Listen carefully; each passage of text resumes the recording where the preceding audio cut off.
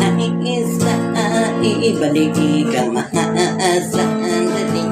Ang kahapong di binigyang halaga ang tama laban sa mali. Sa putungang bakal na real na laging hinihimas, pagsisisi at dinanakit ang nadarama sa pinapasag ng malayang alaala. Ang ilan sa mga marami sa bawat sandali, sa likod ng adobing dibdib na hindi matipag-tibag, sa mga pangangatwiran at sa pusong bato na hindi man lang kakitaan ng pagsisisi. Sa bawat minuto, bitubuno sa pikitang ito, maraming pagluha ang laging tinatago na siya sa isip at damdamin ay unti-unting bumabago.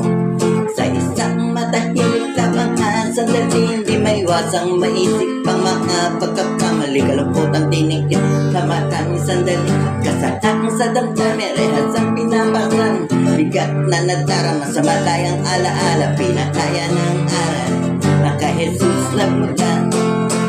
Lumapit ka, lumapit na pasanin sa kanya ay suko na isuko.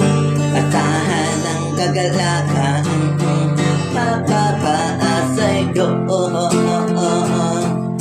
Nilamon ng tatat sa lahat ng paglabag, katapangan na takot sa lahat ng nakakakilala. Hindi inisip, hindi man lang pumasok sa isip na ang bitlog nating mundo, ang pagkilos nito'y binabago. Ang kahapon ng araw ay naglilinig, ngayon sa isang sulok ay parang ibon nagdilimdim.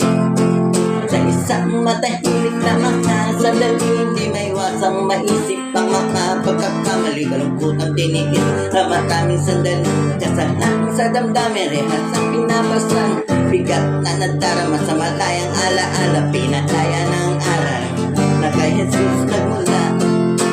Lumapit ka na, lumapit na pasanin sa kanya ay susuko na isuko. Asahan ng kagalakan, mapapaasay ko. Puso'y binuksan, lumapit sa kanya, pasaning isinuko, humingi ng tawad sa kanya. Tunay na kalaya ay pinakita, bilanggo ang marami ang hindi nakakakita. Puso'y binuksan, lumapit sa kanya, rehas sa hindi nakamukha, tunay na makilala siya.